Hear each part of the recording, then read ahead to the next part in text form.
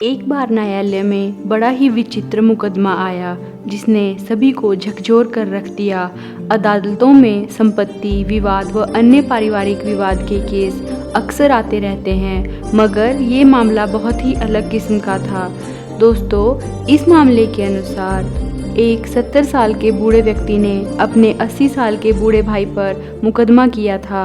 मुकदमा कुछ यूँ था कि मेरा 80 साल का बड़ा भाई अब बूढ़ा हो चला है, वह अपना ख्याल खुद भी ठीक से नहीं रख सकता, मगर मेरे मना करने पर भी वह हमारी 98 साल की माँ की देखभाल कर रहा है।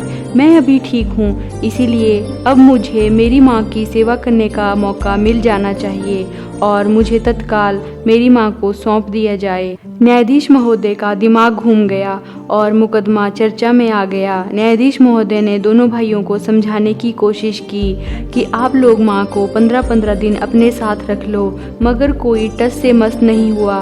बड़े भाई का कहना था कि मैं अपने स्वर्ग को खुद से दूर क्यों होने दूं? अगर माँ कह दे कि उसको मुझसे कोई परेशानी है या मैं उसकी देखभाल ठीक से नहीं करता हूँ, तो मैं अवश्य ही उसे छोटे भाई को दे दूंगा। छोटा भाई कहता था कि पिछले 40 साल से ये अकेले सेवा किए जा रहा है, आखिर मैं कब अपना कर्तव्य पूरा करूंगा? मरने के बाद मैं भला भगवान को क्या मुंह दिखाऊंगा? परेशान न्यायाधीश महोदय ने सभी प्रयास कर लिए, मगर कोई हल नहीं निकला। आखिरकार उन्होंने माँ की राय जानने के लिए उनको बुलवाया और पूछा कि वह किसके साथ रहना चाहती हैं। माँ कुल 30 किलो की बेहद कमज़ोर सी औरत थी और बड़ी मुश्किल से व्हीलचेयर पर आई थी। उन्होंने दुखी दिल से कहा, मेरे लिए दोनों संतानें बराबर हैं। किसी एक के पक्ष में फैसला सुनाकर मैं दूसरे का दिल नहीं दुखा सकती। आप न्यायाधीश हैं, निर्णय करना आपका काम है। जो भी आपका निर्णय होगा मैं उसे मान लूँगी। आखिर न्यायाधीश महोदय ने भारी मन से निर्णय दिया कि न्यायालय छोटे भाई की भावनाओं से सहमत है कि बड़ा भाई वाकई बूढ़ा और कमज़ोर है। ऐसे में माँ की सेवा की जिम्मेदारी छोटे भाई को दी जाती है। फैसला सुनकर बड़ा भाई जोर जोर से रोने लगा। इस बुढ़ापे ने मेरे स्वर्ग को मुझसे छीन लिया। और अदालत में मौजूद न्यायाधीश समेत सभी लोग रोने लगे। तो देखा दोस्तों आपने, ये कितनी प्यारी सी कहानी।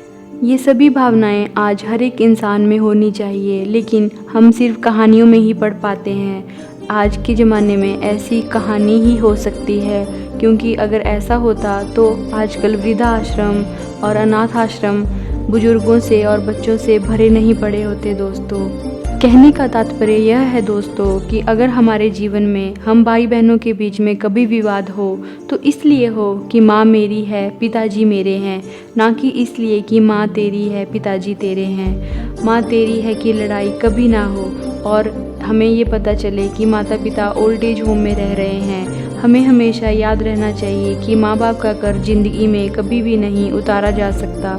तो हमें आशा है ये छोटी सी कहानी आपका दिल खुश करने के लिए काफ़ी है और आप भी अपने माता पिता को हमेशा अपने साथ रखें। ये दुनिया का सबसे बड़ा आशीर्वाद है। धन्यवाद। आपका समय शुभ हो।